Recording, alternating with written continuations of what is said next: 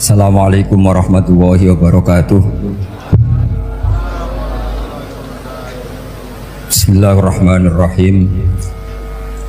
Tabarakalladzi nazzalal furqana ala 'abdihi liyakuna lil 'alamin nadhira. Allahumma shalli wa sallim ala sayyidina maulana Muhammadin wa ala alihi washabbihi asma'in amma ba'du. Ingkang sangat kula hormati, sangat kula takzimaken Kiai Haji Mustafa Bisri sedanten keluarga, Kiai Haji Yahya dan semua keluarga besar Bani Mbah Bisri Mustafa. Ingkang sangat kula hormati Profesor Dr. Al Habib Said Aqil Al Munawwar. Beliau adalah profesor ahli hadis juga sekaligus ahli tafsir yang sangat kita hormati dan yang hadir kita hormati.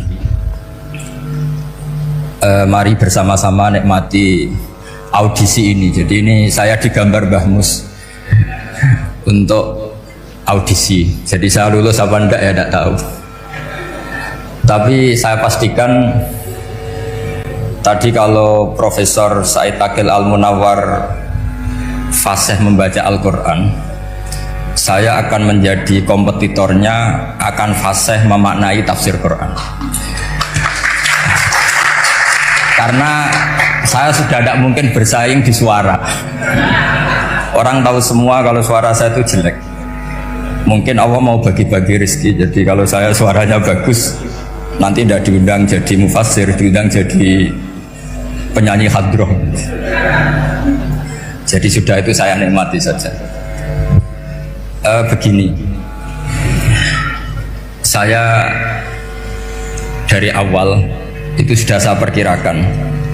Jadi kalau nasib saya baik, itu kalau kalian tidak paham itu akan ngomong gini, wah ilmunya Gus Ba tinggi sehingga kita tidak paham. Itu kalau nasib sedang baik. Kalau nasib saya buruk, itu minim artikulatif sehingga menjelaskannya bulat, itu pasti nggak pinter orangnya, karena menerangkan saja tidak mudah apa difahami. Tapi kalau nasib sedang baik, sampeannya nggak paham malah muji ilmu saya yang tinggi, padahal kadang nggak memahamkan memang rumusnya itu salah sehingga bulat. Tapi insya Allah nasib saya malam ini baik. Begini, saya dulu pernah berdoa berkali-kali sama Allah Subhanahu Wa Taala bahwa saya ingin membaca Quran itu fasih fil makna. Fasih itu artinya jelas, runtutan logikanya jelas. Sehingga barokahnya fasih itu logika Quran atau logika yang dibangun Quran itu menjadi benar-benar logika yang diterima siapa saja, termasuk diterima oleh orang kafir. Kita tahu Umar itu masuk Islam sebelum mondok apa gak pernah mondok? Sebelum mondok, gak pernah beliau ngaji tafsir, gak pernah mondok. Tapi beliau dengar Quran itu faham. Karena logika yang diutarakan Quran itu logika sesuai fitrah salimah, sesuai akal yang apa? Sehat. Saya di mana-mana cerita karena ini kebanggaan para mufassir. Ketika Jubair bin Mut'im bin Adi menceritakan bapaknya yaitu Mut'im bin Adi, beliau adalah orang yang sangat pintar sekali sehingga didelegasikan oleh kafir Quraisy untuk jadi negosiator di Asra Badrin. Jadi perang Badar itu kan ada Asra Badrin, orang-orang kafir yang ditawar Islam. Kemudian orang ini diutus untuk jadi negosiator. Singkat cerita pas datang ke Madinah, pas Rasulullah SAW baca surat Wattur wa kitabim mastur fi raqim mansur sampai ayat am khuliqu min ghairi syai'in am humul khaliqun sampai ayat am khalaqus samawati wal ard. Di ayat itu Allah menceritakan kalau Tuhan-Tuhan yang kamu anggap Tuhan itu sebagai Tuhan, misalnya Lata, Uzza, Manat, nggak apa-apa kata Allah. Tapi kata Allah, saya minta bukti prestasi mereka apa kalau sebagai Tuhan itu. Apakah pernah ikut menciptakan langit bumi? Atau kalau nggak bisa menciptakan urun kata Allah, urun semen sak-sak kata Allah, sementing urun. Sehingga logika lalu terbangun, prestasinya apa? Tuhan-Tuhan yang kami tuhankan itu. Kata Allah, Qul ara'aytum ma tad'una min dunillah aruni madza khalaqu minal ardi am lahum syirkun fis samawati. Kalau mereka Tuhan, tunjukkan prestasinya ke saya, kata Allah. Apakah mereka terlibat dalam penciptaan langit dan bumi? Atau kalau nggak bisa menciptakan 100%, kata Allah setidaknya urun. Ya tadi urun semen, am lahum syirkun fis samawati. Syirkun maknanya urunan. Lalu ketuhanan berhala, Uzza dan sebagainya batal karena ayat ini. Orang kafir berpikir wah ini tidak Tuhan karena nggak punya prestasi apa-apa. Lalu mereka secara ekstrim malah berpikir ateisme, tidak mengakui adanya Tuhan. Kalau nggak diakui adanya Tuhan, berarti alam raya ini dimulai dari ketiadaan. Logikanya berarti begini, hadhil maujudat khalaqahal adam. Langit yang karuan wujud, bumi yang karuan wujud, hewan-hewan yang karuan wujud, matahari, rembulan, lautan semuanya wujud. Kemudian semua maujudat ini dirumuskan khalaqahal adam, diciptakan oleh ketiadaan. Pertanyaannya adalah mahwal junun asyaddu min hada. Kegilaan apa yang lebih parah ketimbang ini? Karena sesuatu yang wujud dimulai dari sesuatu yang tidak wujud. Berarti sama dengan mengatakan hadhil maujudat khalaqahal adam. Semua yang enggak ada ini diciptakan oleh sesuatu yang enggak ada. Jadi semua yang ada diciptakan oleh sesuatu yang enggak ada. Maka Quran ketika ngendikan am khuliqu min ghairi syai'in. Apakah kalian semua atau mereka semua diciptakan min ghairi syai'in, min ghairi khaliqin maujudin. Saya ngecek di beberapa tafsir, termasuk bukan kitab tafsir tapi maknanya sama seperti di Ihya. Masa alam raya seindah ini, seeksistensi ini, senyata ini kemudian diciptakan oleh sesuatu yang tidak ada. Mereka akhirnya mikir, ya harus diciptakan oleh sesuatu yang ada. Nah, karena sesuatu yang ada ini posisi pencipta, maka harus berstatus super. Nah, super ini oleh ulama dibahasakan wajibil wujud. Maka zat yang menciptakan ini namanya zat sing wajibil wujud. Lalu wajibil wujud ini oleh Islam disebut Allah Subhanahu wa ta'ala. Kayak apa fasihnya Quran bikin logika? Atau orang yang jadi Tuhan itu yang mengklaim sebagai Tuhan? Itu juga mungkin, yang penting mewujud. Siapa itu? Fir'aun. Fir'aun itu mengaku sebagai Tuhan. Dia sudah sah dari segi dia wujud. Namanya orang wujud punya eksistensi, mungkin berkreasi. Saya ulang lagi, namanya orang wujud punya eksistensi, tentu mungkin berkreasi.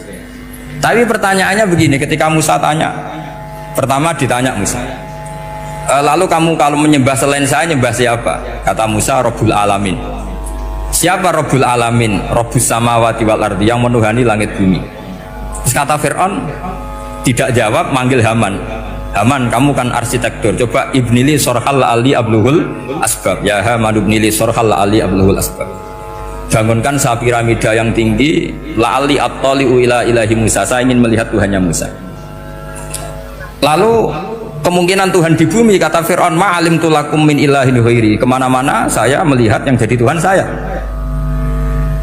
Musa ngerti kalau Fir'aun ini pekok cara bahasa Jawa itu menerangkan sifatnya Allah itu dengan sifat yang sederhana, tapi justru dengan sederhana ini Fir'aun tidak bisa jawab. Terus Nabi Musa ganti argumentasi, Rabbukum wa Rabbu abaikumul awalin, yang nuhani nenek moyang kamu, leluhur kamu. Itu terperangah, kagetnya bukan main Fir'aun. Karena para umatnya, para punggawanya lalu berpikir, kalau ini Tuhan berarti buyut-buyutnya nggak ada Tuhan, kan Tuhannya datang terlambat. Makanya Pak Jokowi kalau dituduh PKI gak terima. Saya ini tahun lahir tahun berapa gitu, pas ada PKI itu masih 4 tahun, masa ada PKI balita? Ini enggak, ini ada Tuhan balita, Tuhan terlambat. Pertanyaannya adalah kalau Fir'aun itu Tuhan, lalu bapaknya, mbahnya, buyutnya Tuhannya siapa? Makanya ketika Allah disifati Nabi Musa, Rabbukum wa Rabbu abaikumul awalin, yang nuhani nenek moyang kamu, itu kagetnya bukan main. Dan semenjak itu banyak punggawa Fir'aun yang iman. Ini yang akhirnya nanti jadi waqala rajulun mu'minum min ali fir'auna yaktumu imana, atau yang menjadi ayat wajah rajulun min aqsal madinati yas'a. Kenapa mereka menjadi iman? Karena logika Fir'aun Tuhan itu gugur, runtuh bisori khil hujjah, dengan logika yang sangat transparan. Jadi ini perlu belajar tauhid. Jadi kalau sampean sudah kalah suara, jangan kalah logika. Kalau sudah kalah suara, kalah logika, jangan kalah tinggal mendengar saja kok tidak paham bangunnya gitu. Jadi ini sering saya utarakan. Makanya banyak ulama mengatakan fasihu ibaratil Quran itu bukan sekedar notnya atau sajaknya kalau boleh dibilang saja, tapi karena runtutan cara berpikirnya. Maka kelihatan sekali di tema-tema Quran. Ketika nyifati Allah Rabbus samawati wal ardi tidak mengalahkan Fir'aun, justru dengan sifat yang ringan Rabbukum wa Rabbu abaikumul awalin bisa mengalahkan Fir'aun. Nah, kenapa sekarang orang tidak fasih baca Quran? Karena tadi perangkat itu tidak cukup. Saya berkali-kali matur, juga sering matur Mbah Mus. Saya itu masih sekarang masih belajar Al-Ibris, Mbah Misbah, Marbawi, semua khazanah tafsir, baik yang bahasa Jawa, bahasa Melayu itu masih saya pelajari. Termasuk saya pelajari lughatnya. Mulai lughat yang setengah benar sampai macam-macam. Saya tadi matur sama Profesor Said Aqil Al-Munawwar. Memang bacanya harus urut Said Aqil Al-Munawwar. Karena sekali salah Said Aqil Sirat. Sebenarnya nggak apa-apa, ini sama-sama orang alim. Cuma tidak tahu nasib di publik ini, nggak tahu saya ya, macam-macam lah gitu. Namanya orang banyak, nggak usah dijelaskan. Tapi semuanya baik. Saya pernah ketemu Pak Said Aqil Sirat itu bilang gini, Gus, orang jadi wali itu sebabnya dua. Mungkin kalau kayak jenengan banyak pecintanya, yang doakan banyak. Kalau saya banyak yang benci, oh itu ngirangi dosa gitu kan.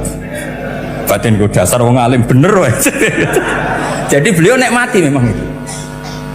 Karena mbah-mbahnya beliau itu sama dengan mbah saya yang dari keluarga Kudus. Buyut saya itu kakaknya buyutnya Pak Said Aqil. Jadi makanya jangan pernah benci orang alim. Orang alim bulet atau kayak opo itu masih saja punya alasan. Saya itu dengar Kiai Bisri, cerita Kiai Bisri itu tidak ada yang serius. Dulu ketika ada polemik haji yang mu'alim, itu orang kumpul semua di sini. Kata Kiai Bisri, sudah nunggu Mbah Fadl. Mbah Fadl sudah di rumah. Ngiranya orang itu ya Mbah Fadl rawuh dileteh. Setelah lama Mbah Fadl tidak datang. Loh Kiai Bisri, Mbah Fadl tidak datang. Lah ya di rumah. Lah mana kok tidak ada? Ya di rumahnya sendiri. Karena beliau nggak pernah bilang di rumahnya. Orang saja yang kepikiran kalau itu rumah leteh. Itu mirip seperti guyonannya Rasulullah SAW. Nabi itu kalau guyon itu tidak pernah bohong. Makanya di tiba itu disebut wayam zahu walayakul ilahakon. Nabi itu ya guyon, tapi nggak pernah bohong. Yang bohong kan khayal kamu. Masyhur itu ada orang sepuh sowan Nabi. Di kitab saya itu perempuan, tapi di beberapa kitab lelaki. Saya tidak tahu pastinya berapa. Biasanya ahli hadis mentahmilkan taat dudul kisoten atau taat dudul wakiaten. Oke, kita bayangkan itu perempuan. Ya Rasulullah, saya ini tergesa-gesa, nanti takut kemalaman. Ini orang sepuh. Jadi jangan kamu bayangkan Nabi Suwani wong ayu nom nanti jadi hoax. Orang sepuh. Oh di sini aja, tidak usah tergesa-gesa pulang kata Rasul. Lah nanti gimana, saya jalan kaki ya Rasulullah sampai kampung saya itu nanti malam. Kata Nabi, la ahmilan naki alab binako. Santai saja, nanti tak pinjemin anaknya unta. Kata perempuan tadi, ma fa'altu bibninako. Apa yang bisa saya lakukan dengan anaknya unta? Sudah tenang saja kata Nabi. Setelah mau pulang, disiapkan unta, ya unta tua, unta layak dinaikin. Ya Rasulullah, ini kok unta tua? Katanya anaknya unta. Nabi dengan santai, oh masih tua ya anak unta. Jadi itu menafsirkan anaknya unta cilik itu kan pikirannya kamu kan. Sebetulnya anak unta itu ya tua pun anak unta. Maka saya itu yang termasuk bangga. Nasib saya nanti insya Allah kayak Gus Mus, kayak Gus Dur, sampai tua dipanggil Gus. Tapi saya niatnya lebih buruk supaya nanti kalau saya salah pantas ngijek Gus. Tapi dalam kompetisi kadang Gus itu kalah. Itu dulu di Pondok Sarang tuh kalau ke WC itu antri. Itu yang di WC didodok supaya cepat keluar. Ayo cepat keluar, saya Gus. Dikira teror Gus itu yang di WC menjadi takut. Yang dalam WC gak kalah, saya malah kiai. Iya. Jadi memang kacau kalau sudah logika itu kacau. Tapi di Ihya kitab yang populer dikaji di pesantren itu ada babnya. Qadiyat itu pengarang tentang betapa wajibnya takdim sama Rasulullah. Tapi punya bab mizahun Nabi, guyonan-guyonannya Kanjeng. Cuma Nabi seninya tadi wala yaqulu illa haqqan. Meskipun guyon itu enggak pernah bohong, itu butuh seni itu. Bohong apa guyon tapi tidak pernah bohong. Tapi umatnya ada saja yang pernah niru, ya termasuk Ki Bisri tadi. Sudah nunggu Mbah Fadl, sudah di dalam. Ketika ditunggu ternyata ya dalamnya Mbah Fadl sendiri, bukan di dalam apa? Leteh. Ada seorang raja yang gemar kawin karena orang Arab gemar kawin. Itu setiap ada perempuan cantik ingin dinikah. Nikah itu masih baik, jadi sama ndak usah anti. Soal kamu dengki sama orang poligami itu ya hasut gitu. Yang layak biar poligami asal ada yang mau dan siap-siap ada tambah satu hilang satu. Biasanya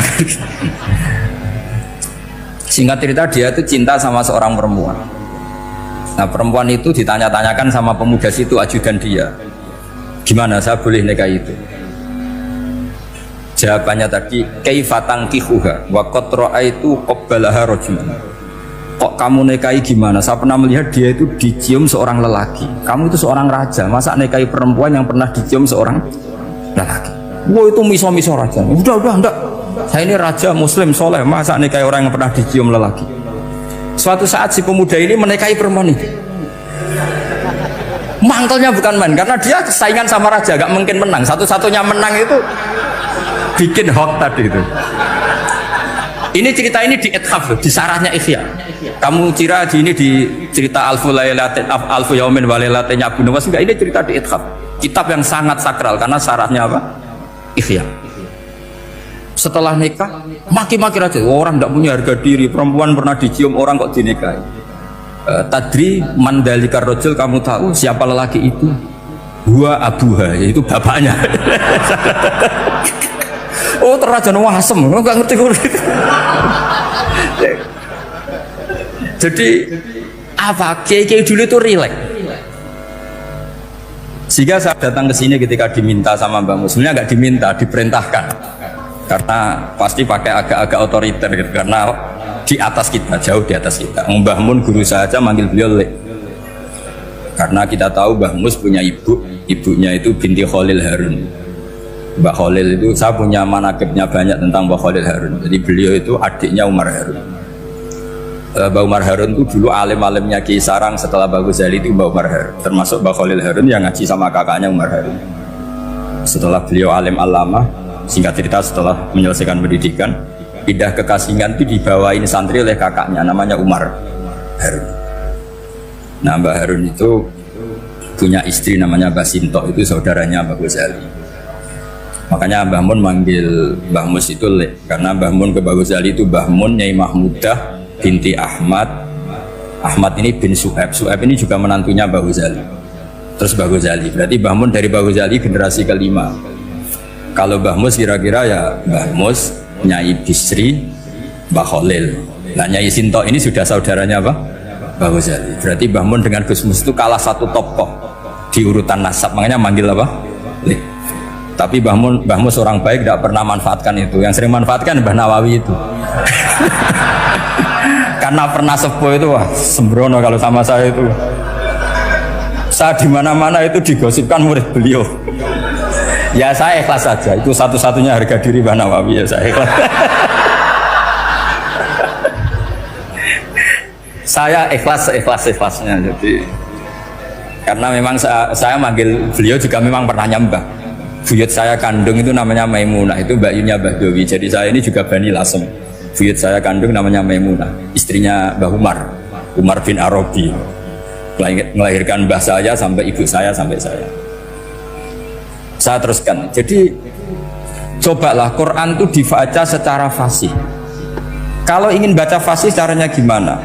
Kamu harus belajar balaghah, belajar lisanul Arab, belajar mantek, belajar logika.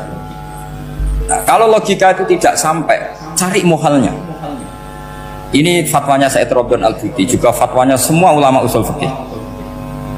Saya ulang lagi ya, kalau logika kamu nggak paham, cari sisi muhalnya. Saya ulang lagi, cari sisi hal. Misalnya kamu angan-angan tentang Allah enggak dok. Sedurunge Allah itu sopo. Misalnya kamu angan-angan gitu. Sama agama tentu itu dilarang, tapi orang filsafat tetap saja nyari itu. Lalu hentikan pencarian itu, yaitu tadi katakan saja hadhil maujudat yastakhilu ayyakhluqahal adam. Sesuatu yang maujud tentu enggak mungkin disebabkan oleh sesuatu yang tidak ada. Fa innal adama la yu'athiru aslan wa la yakhluqu aslan. Namanya sesuatu yang enggak ada pasti tidak berstatus pencipta. Namanya saja enggak ada. Akhirnya la buddha min ayyasbiqa hadzal alam maujudun. Maka alam ini harus didahului sesuatu yang maujud. Lah maujud ini yang oleh Islam disebut Allah Subhanahu wa taala. Sudah selesai di sini. Tinggal delok TV, tinggal ngopi, turu sampai setannya setruk karena nunggu mau bikin was-was itu lagi. Loh, saya itu termasuk kiai paling sering lihat sinetron. Kadang ya lihat Mak Lampir itu sering sekali. Sampai istri saya itu protes, Gus, dengan kata orang banyak orang alim kok senengane delok Mak Lampir. Karena setan mau menggoda saya tentang berpikir Allah. Jadi dia ngenteni. Kok malah mikir Mak Lampir gitu.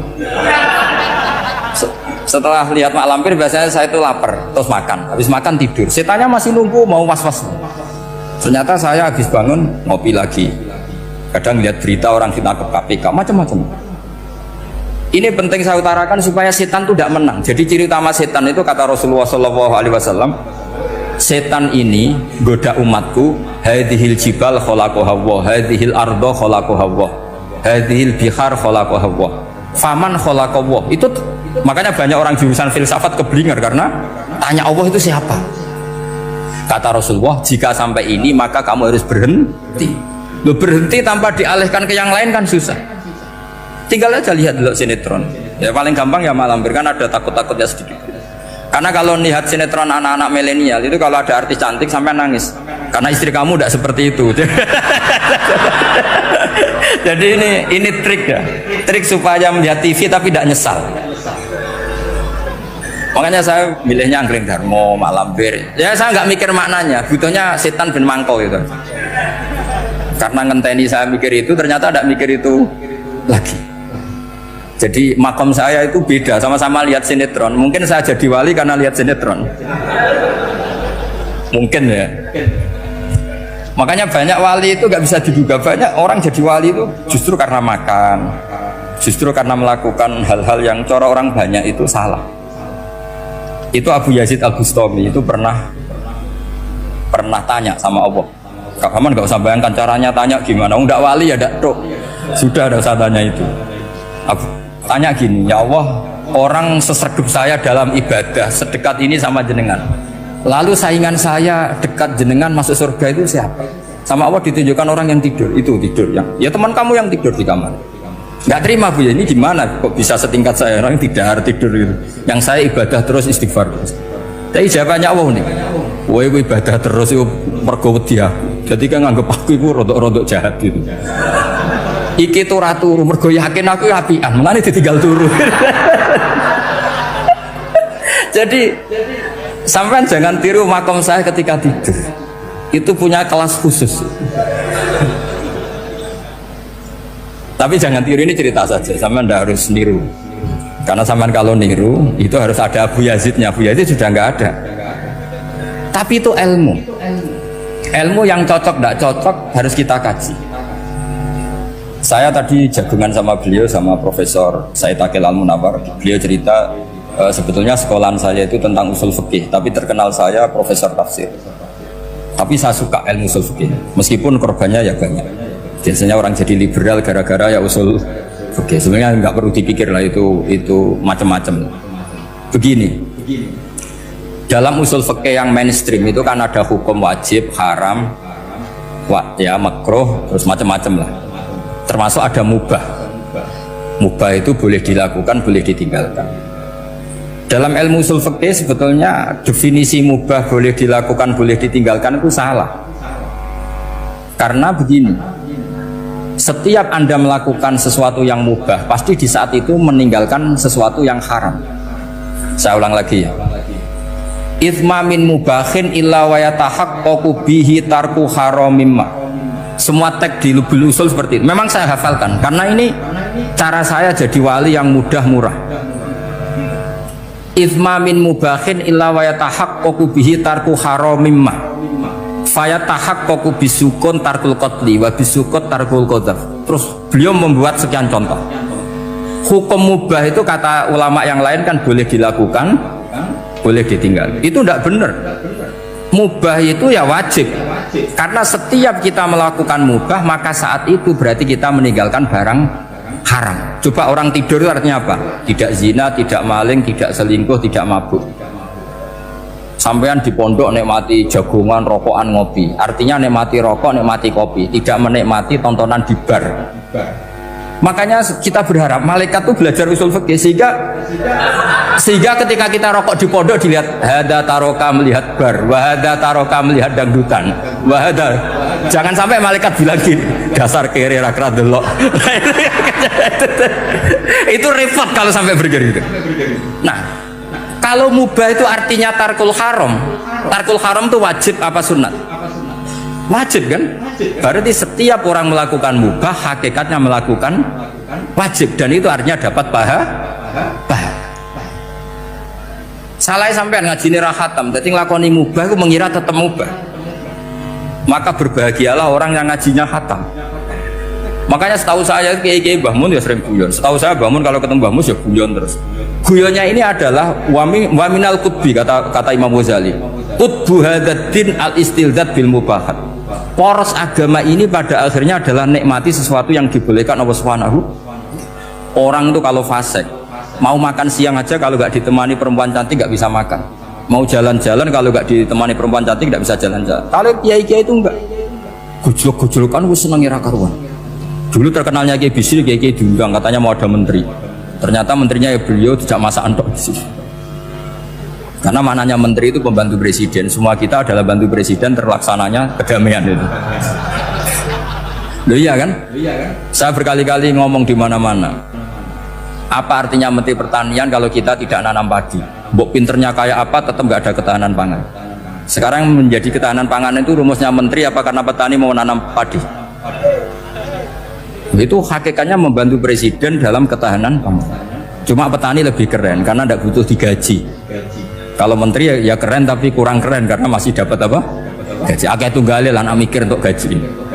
Nah petani ndak mikir nggak dapat gaji. Oh, itu keren. Selalu rakyat lebih keren dibanding pejabatnya. Memang gitu aturannya begitu. Aturannya begitu. Kamu saja yang kurang syukur. Jadi rakyat tuh gremeng, enak jadi menteri. Ya sudah itu hak kamu. Tapi saya tidak berpikir seperti itu. Maka saya ulang lagi ya. Kenapa saya ngomong seperti ini? Supaya tadi saya sudah bilang, saya sudah nggak menang dalam suara, harus menang dalam logika. Karena ini audisi, ini audisi. Di kabar Mbah Mus, nanti yang menang siapa tidak tahu. Tadi Pak Mu'ad, sekarang saya, kemarin Gus Zobur nggak tahu saya. Nanti masuk nominasi apa nggak tahu. Begini, kalau artinya fi'lul mubah itu tarkul haram, saya ulang lagi, kalau fi'lul mubah itu artinya tarkul, maka mubah ini spesial sespesialnya. Sehingga Allah kadang ngendikan sederhana sekali, wa min ayatihi manamukum billaili wan nahar. Termasuk ayatnya Allah adalah kamu ditakdir tidur malam hari maupun siang hari. Kalau kamu nggak malam hari, subuh hari, pagi hari, siang hari. Kenapa dihitung wamin ayatihi? Sekarang kalau ada pakar medis, pakar kesehatan bilang ini kalau kurang istirahat mati, kalau kurang istirahat jantungan. Berarti tidur adalah menghilangkan penyakit jantung. Obat paling mandi dengan orang rutin tidurnya itu masih mandi orang rutin tidur. Kamu beli obat harganya 1 miliar tapi nggak pernah tidur 3 hari, tetap taqabbalallahu minna minkum taqabbal ya karim. Maka yang penting itu obatnya apa tidurnya? Tidurnya yang dibantu obat. Tapi kalau obat tok gak dibantu tidur, masih sakit. Berarti penting mana tidur sama obat? Karena penting tidur wamin ayatihi. Orang kayak sampean sering delok YouTube, delok gambar macam-macam. Barokah mana dengan tidur? Wong nak melek mripate delok macam-macam. Barokah tidur. Jadi tidur adalah perlawanan terhadap keinginan melakukan haraman. Ya, saya ulang lagi, tidur itu adalah perlawanan terhadap keinginan melakukan keharaman. Jadi kalau mau tidur nyati gini, ya Allah, siap tidak berangan-angan tentang maksiat terus tidur. Oh itu wa min ayatihi. Jangan kok gak di duit terus ngombe sing akeh ben iso ngantuk. Wah ini tidur yang untuk melawan kemiskinan. Supaya lupa utangnya tidur, lupa kasusnya itu udah akan jadi wali yang seperti itu. Kalau jadi wali tak gugat ya. Nah, sehingga karena mubah itu tarkul haram, Allah itu sering menghitung ibadah yang super itu halal mubah. Misalnya Allah ngendikan kulu washrobu, kamu harus makan. Sekarang gini, jaga kesehatan itu wajib enggak? Wajib. Kalau saya ada sehat tidak bisa ngaji di sini. Apalagi Mbah Mus kalau nggak sehat ditunggu orang se-Indonesia fatwa. Dan di antara cara sehat kamu harus makan. Kalau nggak makan sakit. Lalu makan dengan posisi menyehatkan orang yang bisa fatwa, bisa mulang, bisa macam-macam. Posisi ini super apa tidak super? Super. Maka Allah kadang sederhana ngendikan ibadah itu kulu wasrobu jom gue yo mangan yo. Tapi ayat ini menjadi tidak hebat kalau dibaca orang tidak pernah ngaji, nggak pernah ngaji usul fikih. Pangeran piye toh terima ngongkon mangan kowe dikongkokno kulu wis ra usah ngono ya wis mangan. Rusak Quran kena makna ngono iku rusak. Kamu tahu superiornya ayat kulu wasrobu kalau belajar fa inna fi'lal mubah berarti tarkul haram karena saat melakukan mubah artinya tarkul haram. Dan tarkul haram itu penting. Sekarang gini, merusak diri sendiri haram apa enggak? Haram. Untuk supaya tidak rusak kamu harus makan. Berarti makan wajib apa sunat? Wajib. Lho sing haram itu kalau tulung piring dintekno. Nah, dengan cara pemaknaan seperti ini Quran akan superior. Bahkan di ayat-ayat yang kelihatannya sederhana, kulu washrabu wala tusrifu. Ketika Nabi Musa dimenangkan mengalahkan Fir'aun, itu Allah firman pertama gitu, kamu harus makan mimma razaqnakum. Cuma syaratnya wala tatghaw fihi fayakhilla alaikum ghadab. Kalau kamu berlebihan nanti dapat ghadab saya. Nah, khawatir saya kalau ilmu ini sudah hilang terus ayat-ayat yang biasa tentang kemanusiaan dikira biasa. Padahal ayat ini super. Misalnya nikah. Nikah itu oleh Allah, perempuan yang kita nikahin itu oleh Allah disebut surga. Saya punya bukti, misalnya gini ayat ya, wala tangkihul musyrikati hatta yu'min wala amatum mu'minatun khairum min musyrikati walau a'jabatkum. Terusannya ayat wala tangkihul musyrikina hatta yu'minu wala abdu mu'minun khairum min musyriki walau a'jabakum. Terusannya ayat ulaika yad'una ilan nar. Para musyrikah yang ingin kamu nikahi karena mereka non muslim atau kafirah atau musyrikah itu hanya mengajak kamu masuk neraka. Maksudnya ngajak itu kan bisa saja kamu tertarik perempuan tadi sampai kompromi merubah akidah kamu. Terusannya ayat wallahu yad'u ilal jannah. Harusnya dengan perbandingan kamu jangan menikahi musyrikah. Logika perbandingannya kan wallahu yad'u ila nikahil mu'minah. Saya ulang lagi, harusnya muqabalahnya kan wallahu yad'u ila nikahil mu'minah. Allah mengajak kamu supaya menikahi mu'minah. Tapi kata mukminah sama Allah diganti wallahu yad'u ilal jannah. Allah mengajak kamu masuk surga. Ila nikahil mu'minah. Artinya gini, setiap kamu hubungan intim sama istri kamu itu adalah menjadi kamu tidak zina. Jadi kalau kamu tidak zina, barokahnya istri kamu ini penopang kamu masuk surga. Makanya Rasulullah pernah ditanya ibadah itu apa saja. Nabi secara ringan diantara jawabannya wa fi buti ahadikum shadaqah. Sudah kamu ngumpul istri kamu itu ya ibadah. Terus kata sahabat-sahabat, ya Rasulullah ayati ahaduna syahwatahu wa walahu ajrun. Yang benar saja Rasulullah, masa urusan gitu dapat pahala gitu. Nabi jawabannya ya enteng, alaih salawatu fi haramin aka'ana ali wisrun. Kalau dia salah yang dikeloni kan ya dosa. Berarti kalau ngeloni yang benar juga pahala. Berarti istri kamu itu jannah surga. Cuma jannah yang agak aneh karena rewel itu agak aneh. Jadi itu jannah yang agak aneh. Maka supaya jannah ini tidak aneh, kata Rasulullah itu cara bersuami istri itu kata Rasulullah halla jariyatan tula ibuka wa tula ibuka. Sebagian riwayat halla jariyatan tudhahikuha wa tudhahikuka. Kamu cari perempuan yang gampang guyon, gampang rileks. Mula abah itu rileks, mudhahaka ya rileks. Saya berkali-kali cerita, saya ini termasuk orang yang nggak pernah diskusi penting sama istri saya karena takut tegang. Biasanya kalau tegang itu yang suaminya kalah. Jadi saya itu nggak pernah diskusi penting. Saya kemarin mau ke Pasuruan ya, mau ke Peloso itu ditanya, mau kemana? Ya tidak tahu. Terus pulangnya kapan? Ya nggak tahu. Wong kok rohan. Ya saya senang saja. Nggak roh itu artinya kan bodoh. Orang bodoh itu nggak mukallaf, artinya nggak dosa kata saya. Jadi saya ngambil hikmahnya saja. Anda tahu? Ditakoi kok jawabannya ora jelas. Orang jelas itu misteri. Memang dunia itu penuh misteri. Pokoknya tak itu. Pokoknya yang kira-kira itu jadi tidak penting. Rasulullah tuh kalau debat sama istrinya ya milih gitu, milih mula abba mudohaka. Saya punya sekian cerita betapa Rasulullah tuh rileks ngadepin cemburu-cemburunan. Sayyidah Khadijah tentu orang yang super bagi Rasulullah. Sampai ketika adiknya Sayyidah Khadijah, kalau nggak salah namanya itu Halah itu, kalau datang itu Rasulullah itu menjamu karena mengingatkan suara Khadijah. Kalau muji Khadijah itu sudah langit Rasulullah. Sehingga Aisyah itu cemburu. Bagaimana anda selalu muji Khadijah? Waqad abdalakallahu khairan minha. Allah mengganti yang lebih cantik ketimbang Khadijah dan lebih muda. Maksudnya Aisyah. Kenapa masih muji yang sudah meninggal? Tua lagi kan? Gantian Sayyidah Fatimah yang tersinggung karena ibunya ditua-tuakan. Itu ketika Fatimah cemburu, mangkelnya sama Sayyidah Aisyah. Mangkel manusiawi loh. Nggak usah kamu jadi Syiah terus benci Aisyah itu. Karena kalau kamu jadi benci Aisyah berarti kamu nganggap Aisyah itu salah. Dan itu efeknya di Rasulullah, berarti Rasulullah milih istri yang salah. Makanya kita ini madzhabnya ahli sunnah. Abu Bakar tidak mal'un. Kenapa tidak mal'un? Kalau kamu bilang Abu Bakar mal'un berarti Rasulullah salah pilih teman. Umar tidak mal'un karena Rasulullah pasti milih teman yang benar. Begitu juga milih istri yang benar. Dalilnya tidak usah jauh-jauh. At-thayyibatu lit-thayyibi. At-yabut thayyib tentu Rasulullah. Berarti istrinya pasti thayyibah.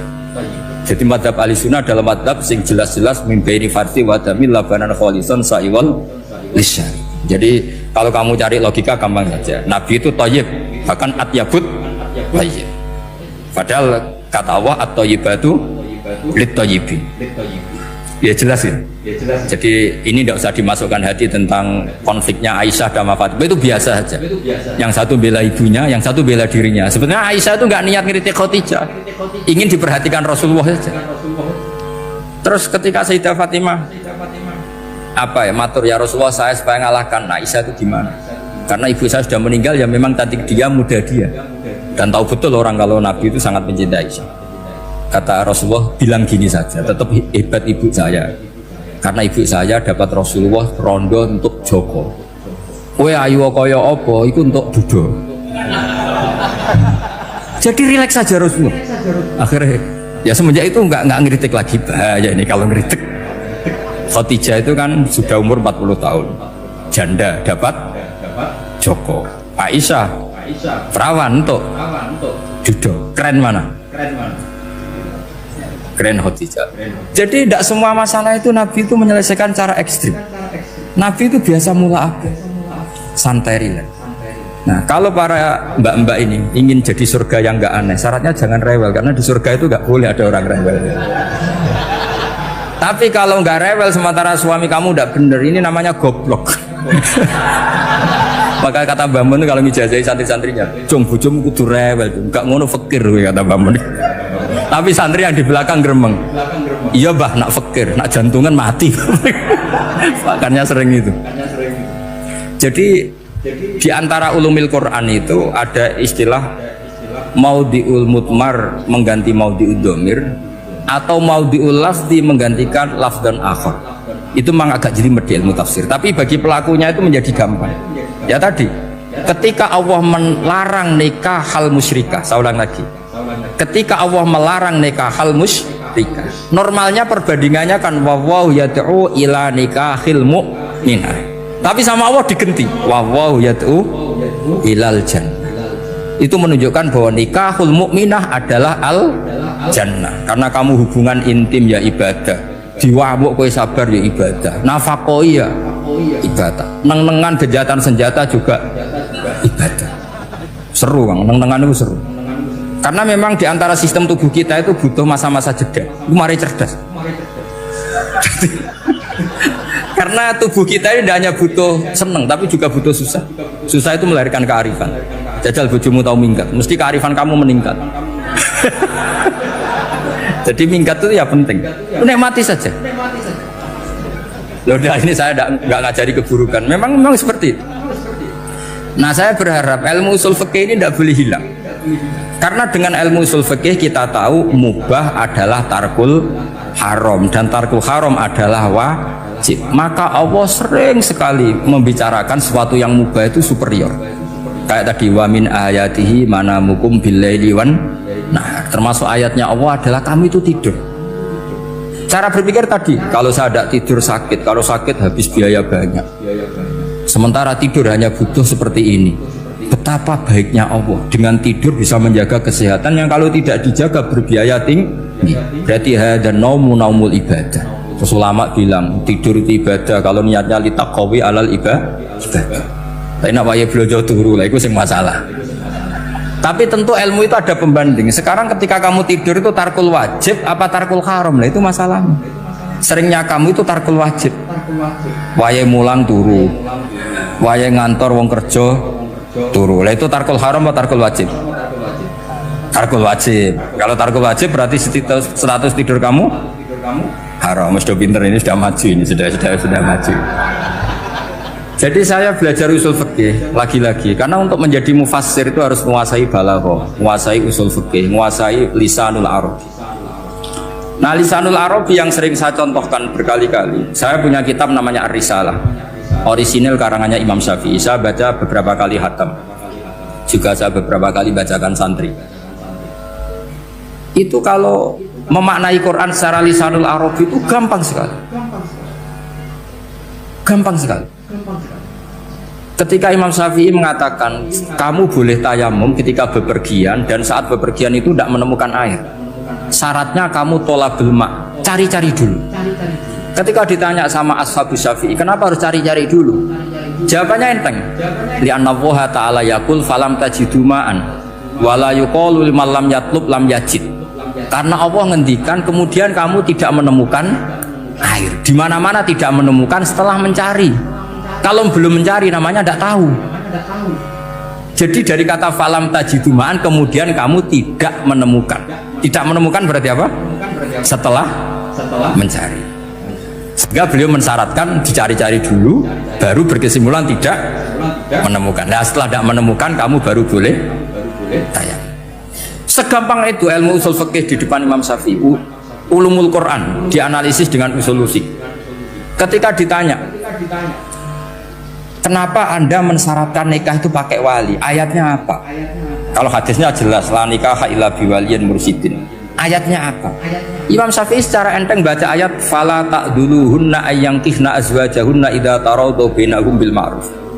Jika wanita yang kamu waleni, saya ulang lagi, jika perempuan yang kamu walikan, misalnya kamu punya anak yang umur 20 tahun ingin nikah sama seseorang, seseorang ini layak, ya misalnya kiai ya apal alfiyah. Tadi kata Mbah Mus itu muridnya Mbah Khalil itu alfiyah diwolak-walik apa. Saking seringnya belajar alfiyah kata beliau sampai santri apal alfiyah wolak-walik tapi raro carane jamak kosor. Karena dulu pondoknya mau pondok nahwu. Jadi kayak di ngelirap itu. Tonggone nganti apal fa'ala yaf'ulu fa'lan. Cinone weh apal saking bedino itu ujiane ra selawatan fa'ala yaf'ulu fa'lan wa ma fa'lan wa fa'ilun. Jadi pondok ya macam-macam. Itu saya tadi sampai mana itu? Tentang apa? Wali nikah kan? Di bab fikih, saya ulang lagi di bab fikih. Itu kata Allah, jika perempuan yang kamu walikan itu ingin nikah, fala ta'duluhunna, jangan kamu larang.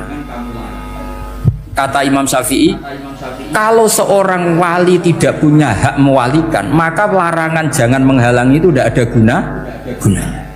Misalnya gini, Zaid itu tidak punya utang saya ulang lagi, Zaid tidak punya utang saya. Memang ini ilmu logika, Zaid tidak punya utang saya.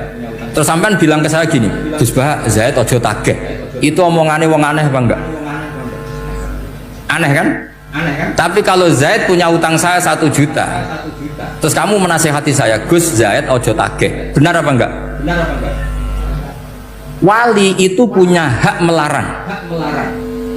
Saya ulang lagi, wali berarti punya hak melarang putrinya tidak nikah. Jika diperintahkan Allah, kamu jangan pernah melarang. Berarti punya hak melarang. Kayak tadi, Gus ojo tagih, berarti aku dia hak nagih. Misalnya otoritas bandara ATR, pesawat Boeing sekian-sekian Lion, bolehkan landing di sini, karena operatornya punya hak melarang, juga punya hak mengizinkan. Tapi kalau orang lain kamu bilangin, pesawat Lion nggak boleh landing di Semarang, orang lain yang nggak terkait dengan otoritas itu, aneh nggak omongan itu? Aneh. Kalau wali dilarang menghalangi perempuan ingin nikah harus memberi izin maksudnya, maka berarti wali punya hak menikah. Paham yang saya maksud? Makanya Imam Syafi'i mensyaratkan seorang perempuan yang nikah harus pakai wali. Jadi segampang itu. Kitab Ar-Risalah menerangkan ulumul Quran. Dan dalam banyak hal ulama dulu itu, makanya saya tadi berjanji, karena Quran itu bisa kamu baca fase, kamu dengerin suara enak ya enak, kamu dengerin logika yang enak ya enak. Jangan sampai kamu udah dua-duanya, suaranya sudah ada enak, logikanya tidak enak, itu kacau namanya. Ketika Imam Syafi'i ditanya bagaimana hukumnya uzubah, uzubah itu gak nikah, padahal ada hadis faman rohiba an sunnati falesa, kata Imam Syafi'i ya gak apa-apa. Kenapa? Fa inna Allah ta'ala dzakara 'abdan sholihan wa qala wa sayyida wa hasura wa nabiyya minas sholihin. Allah menyebut nabi yang soleh, dan diantara nabi yang soleh itu ada yang berstatus hasur. Hasur itu tidak ada keinginan sama perempuan, akhirnya tidak nikah. Berarti tidak nikah itu boleh karena ada nabi yang tidak nikah. Segampang itu dulu. Saya punya kitab, saya ini baru gencar-gencarnya kampanye kitab Syajaratul Ma'arif, karena memang kitab itu bagus, menurut saya simpel dalam memahami Quran. Jadi anggap saja ini bentuk penghormatan saya sama Ki Bisri yang sudah mengkhidmai, mengenalkan ulumul Quran lewat apa? Tafsir apa? Al-Ibris. Yang Ki Misbah punya tafsir Al-Iqlin. Memang dua beliau itu kalau yang satu ngarang terjemah Alfiyah, yang satu yang ngarang satu. Ini dua kutub yang berbeda, yang satu sangat rileks, yang satu sangat seperti itu. Nggak usah diterjemah nanti jadi repot. Itu apa ulumul Quran yang ditulis Syajaratul Ma'arif itu gampang sekali. Misalnya begini, beliau bikin judul Babun Nafil Ibad Bikullil Bilad, bab seseorang harus manfaat kapan saja dia berada. Itu terus beliau qala ta'ala wa ja'alani mubarakan ainama kuntu. Ciri utama para nabi itu ngendikan wa ja'alani mubarakan ainama kuntu, saya dijadikan di mana-mana itu berkah. Jadi seseorang hidup harus di mana-mana manfaat. Terus ketika beliau ngendikan babun la yutrakul haqqu li ajril batil, bahwa kebenaran tidak boleh ditinggalkan hanya karena ada banyak kebatilan. Beliau terus ngendikan inna sofal marwata min sya'airillah faman hajjal baita wa atamara fala junaha alai ajat tawafa dihim. Jadi di sofa itu ada berhala namanya Isaf, di Marwah ada berhala namanya Nailah, atau sebaliknya pokoknya Isaf dan Nailah. Terus sahabat kalau mau sa'i itu merasa dosa karena harus melewati berhala-berhala itu, sehingga mereka tanya, ya Rasulullah, saya ini tetap tawaf gak? Padahal di tempat-tempat itu ada berhala. Terus kata Allah, tetap tawaf. Nah, tetap tawaf ini artinya apa? Melakukan barang hak meskipun di situ banyak kebatilan. Nah, itu manhajnya para orang-orang alim kita. Mbah Mus itu ya berkawan sama orang yang macam-macam. Kamu tidak usah ngeritik, itu fikihnya sudah kelas tinggi. Fikihnya tuh la yutrakul haqqu li ajlil batil. Saya di mana-mana cerita. Saya punya kitab namanya Khilyatul Auliya wa Tabaqatul Asfiya. Itu syarat kamu kalau daftar wali harus punya kitab itu. Khilyatul Auliya wa Tabaqatul Asfiya. Itu karangannya Abu Nu'aim Al-Asfihani. Kitab itu yang jadi indukan Ihya ketika menyebut manaqibul akhyar. Kita tahu Ihya kalau bab tasawuf mengikuti Kutil Qulub yang dikalang Abu Thalib Al-Makdi. Kalau fikih tentu beliau mengikuti Imam Haromen gurunya, yaitu kitab Nihayatul Matlab fi Dirayatil Madhab. Kalau manaqibul akhyar beliau mengikuti kitab Khilyatul. Dan ngikuti itu penting kalau dalam tradisi kiai. Gak boleh seorang kiai kok mikir sendiri, namanya mustakil. Kalau mustakil itu mubtadi', bikin tatanan baru dalam agama. Justru ulama itu harus niru sebelumnya karena sanad itu harus musalsal. Gak boleh Imam Syafi'i bilang haram terus kamu bilang halal, terus murid kamu bilang makruh, terus muridnya kamu ya pokoknya khilaful aula. Tidak boleh gaya-gayanan gitu. Kalau di kampus plagiat itu dilarang, kalau di pondok itu wajib. Makanya banyak kalau tes itu ngerpek, karena belajar itu tanpa batas katanya. Lu kok ngerpek? Boten ya, jadi belajar kapan saja. Jadi buatan ngerpek mutolaah pas tes. Kacau tuh santri itu. Mutolaah tapi pas apa? Tes. Itu dalam kitab Khilyatul Awliya diterangkan. Uniknya rawinya itu siapa? Sufyan bin Uyainah, orang yang sangat khusyuk, gurunya Imam Syafi'i. Kita tahu Imam Syafi'i punya guru zaman di Mekah itu namanya Muslim bin Khalid Az-Zanji. Dalam hadis ngikuti Sufyan As-Sawri sama Ibnu Uyainah. Tapi beliau intisabnya lebih ke Imam Malik ketika ngaji apa? Muwatta. Terus beliau punya guru usul fikih namanya Muhammad bin Hasan Asy-Syaibani. Itu Sufyan bin Uyainah dalam kitab itu diceritakan pernah suatu saat Isa sama Yahya, ini supaya saya tahu fikihnya Mbah Mun, fikihnya Mbah Mus. Isa sama Yahya itu satu nabi yang sama-sama muda, yang satu angkatan. Saya berkali-kali cerita, nabi yang satu angkatan itu ada 3, tapi yang 2 ini nggak level, yaitu Ibrahim dan Lot. Tapi nggak level karena Lot itu adalah pernah keponakan siapa? Ibrahim. Musa dan Harun, tapi Harun itu nggak levelnya Musa karena dia jadi nabi berdasar proposal Nabi Musa. Jadi Nabi Musa itu alsak, agak pelak, sehingga beliau kalau menjelaskan kesulitan terus pakai jubir. Makanya kemarin-kemarin itu ada wali yang kalau ngomong pakai apa? Jubir. Akhirnya Nabi Musa ngendikan apa? Waj'alli waziran min ahli Haruna akhi usdud bihi azri wa asyrikhu fi amri. Ya Allah, saya ini lisannya agak pati fasih, tolong Harun sing huwa afsahu minni lisanan, yang lisannya lebih fasih tolong jadikan nabi. Sama Allah dituruti, Harun jadi apa? Nabi. Tapi yang dapat wahyu Musa, jadi dia hanya jubir. Makanya seangkatan tapi tidak level. Yang seangkatan level itu hanya Yahya dan Isa. Nabi Isa kita tahu berstatus wa yukallimun nasa fil mahdi wa kahla. Jadi mulai kecil sudah pinter. Nabi Yahya ya gak kalah keren. Ya Yahya khudil kitab bi quwwah wa atainal hukma sabiyah. Ketika kecil sudah pintar. Jadi ini rivalitas dalam ilmu. Makanya khilaf itu penting. Jangan gontok-gontokan berarti ratau ngaji. Khilaf itu penting. Nabi Yahya itu kalau jalan-jalan sampai Nabi Isa, itu yang Nabi Yahya mesti tanya, aina khiyarun nas, rumahnya orang baik mana? Saya mau nginep di situ. Mesti tanya gitu kalau di satu perkampungan yang beliau-beliau sedang jalan-jalan. Tapi kalau Nabi Isa tanyanya aneh, aina syirarun nas, wong sing elek-elek manggone nang ndi. Akhirnya ini kan terjadi debat, tapi karena sama nabinya ya tidak debat kusir terus kubu-kubunan kosong berapa sama kosong berapa, enggak, ini sama ya sama-sama kosong-kosong, sama-sama orang ikhlas itu kosong-kosong. Sama lama terus debat kecil. Kenapa kamu tanya aina khiyarun nas, mana orang-orang baik? Jawabnya Nabi Yahya, ya kumpul orang baik itu enak, nyaman, teduh, enak lah. Nah kamu kenapa kau tanya mau nginep di aina syirarun nas? Ana nabiyun, ana tobibun, udawil mardo. Saya ini dokter, nabi itu dokter. Di mana-mana dokter menyembuhkan yang sakit. Kalau Anda peneliti penyakit, cari daerah yang banyak endemik penyakit apa yang daerah sehat? Daerah yang kena endemik penyakit. Tapi problemnya Anda sendiri berpenyakit dan kalau ke situ tambah nemen. Nah, itu. Ya sama. Kalau kamu kira-kira tidak kuat ya jangan kumpul orang yang seperti itu. Kamu tidak kuat kan? Malah katut. Tapi fikih-fikih kiai-kiai kita, guru-guru kita, berteman orang macam-macam tenang saja. Karena mereka kekuatan kesalehannya sudah absolut, sudah kuat sekali. Ya tentu bi'aunillah wa bitaufiqih. Sehingga kamu tidak usah meki para guru-guru kita. Saya pernah didhawuhi Mbah Mun. Ya Cung ya aku wis ketemu Megawati. Piye-piye Indonesia kudu damai. Engko nak tukaran yo repot. Jane yo piye aku yo kiai. Akhirnya beliau harus ketemu karena untuk supaya Indonesia itu damai. Beliau anggap saja makili religius, Bu Mega makili apa? Nasional. Dan Indonesia damai itu kalau ada kerjasama antara kaum nasionalis dan kaum apa? Religi. Jadi yang namanya damai itu penting sekali. Sampai Rasulullah itu pernah berdamai sama orang yang jelas-jelas kafir. Apalagi Indonesia belum sampai seperti itu. Yaitu kita tahu dalam Sulhul Hudaybiyah, Nabi berakad damai sama Suhail bin Amr. Padahal kafir.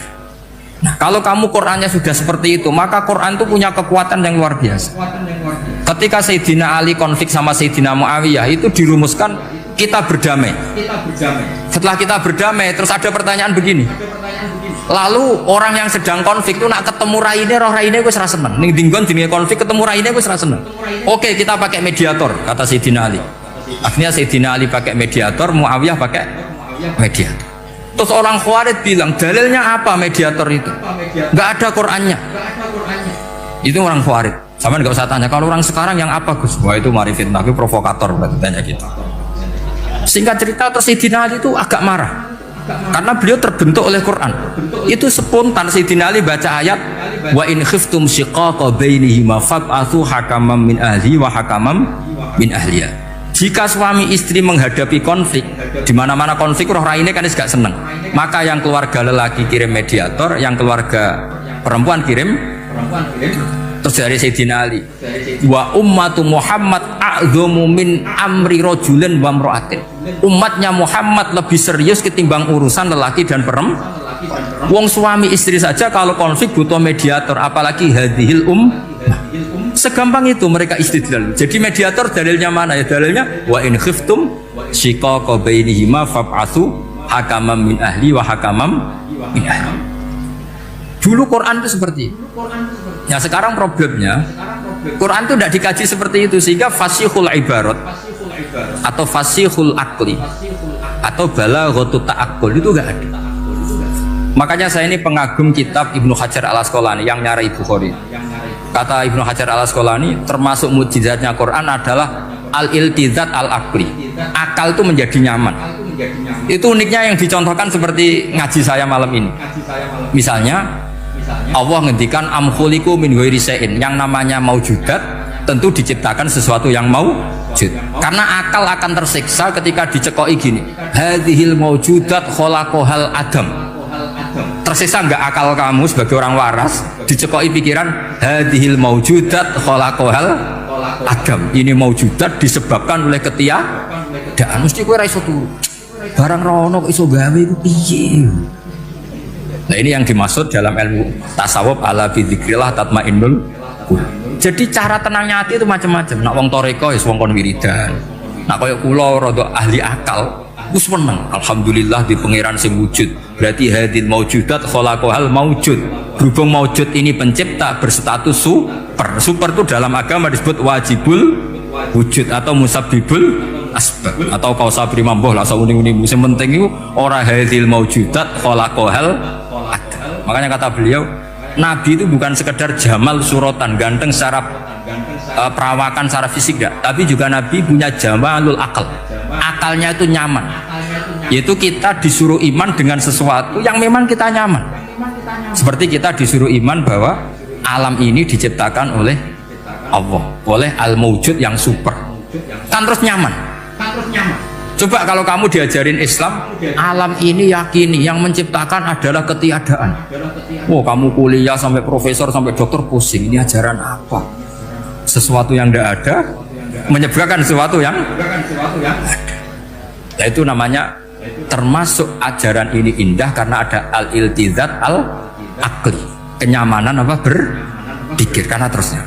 Ya saya kira demikian, ini audisinya selesai. Assalamualaikum warahmatullahi wabarakatuh.